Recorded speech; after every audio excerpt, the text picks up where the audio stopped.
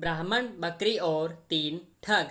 किसी गांव में शंभू दयाल नाम का एक प्रसिद्ध ब्राह्मण रहता था। वह बहुत विद्वान था और लोग आए दिन उस अपने घर में भोजन के लिए निमंत्रण देते रहते थे। एक दिन ब्राह्मण एक सेठ जी के यहाँ से भोजन करके आ रहा था। लौटते समय सेठ ने ब्राह्मण को एक बकरी उपहार में दी, जिससे ब्राह्मण रोजाना उसका दूध पी सके। ब्राह्मण बकरी को कंधे पर रखकर घर की ओर जा रहा था। रास्ते में तीन ठगों ने ब्राह्मण और उसकी बकरी को देख लिया और ब्राह्मण को लूटने का षड्यंत्र रचा। वे ठग थोड़ी थोड़ी दूरी पर जाकर खड़े हो गए। जैसे ही ब्राह्मण पहले ठग के पास से गुजरा तो ठग जोर जोर से हंसने लगा।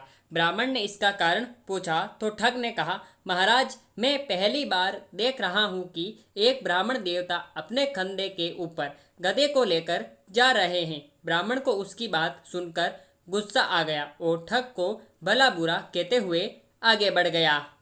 थोड़ी ही दूरी पर ब्राह्मण को दूसरा ठग मिला। ठग ने गंभीर स्वर में पूछा, हे ब्राह्मण महाराज, क्या इस गधे के पैर में चोट लगी है जो आप इसे अपने कंधे पर रखकर ले जा रहे हैं? ब्राह्मण उसकी बात सुनकर सोच में पड़ गया और ठग से कहा, तुम्हें दिखाई नहीं देता कि यह बकरी है, गधा नहीं? ठग ने कहा, महाराज, शायद आपको किसी ने बेवकूफ़ बना दिया है। बकरी की जगह गधा देकर ब्राह्मण ने उसकी बात सुनी और सोचता हुआ आगे बढ़ गया। कुछ दूरी पर ही उसे तीसरा ठग दिखाई दिया। तीसरे ठग ने ब्राह्मण को देखते ही कहा, महाराज, आप क्यों इतनी तकलीफ उठा रहे हैं?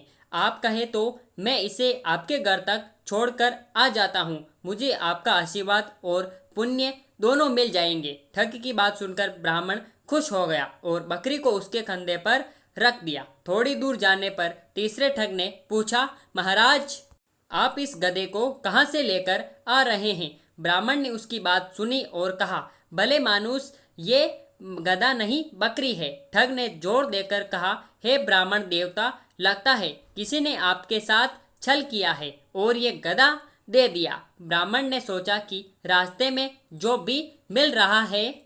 तब उसने ठग से कहा, एक काम करो, मैं तुम्हें दान करता हूँ, तुम ही इसे रख लो। ठग ने ब्राह्मण की बात सुनी और बकरी को लेकर अपने साथियों के पास आ गया।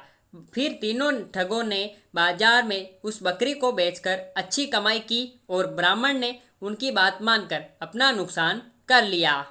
मोरल ऑफ द स्टोरी, कहानी से सीख, किसी भी झूठ को अगर कई बार बोला जाए तो वो सच लगने लगता है। इसलिए हमेशा अपने दिमाग का उपयोग करें और सोच विचार कर ही किसी पर विश्वास करें।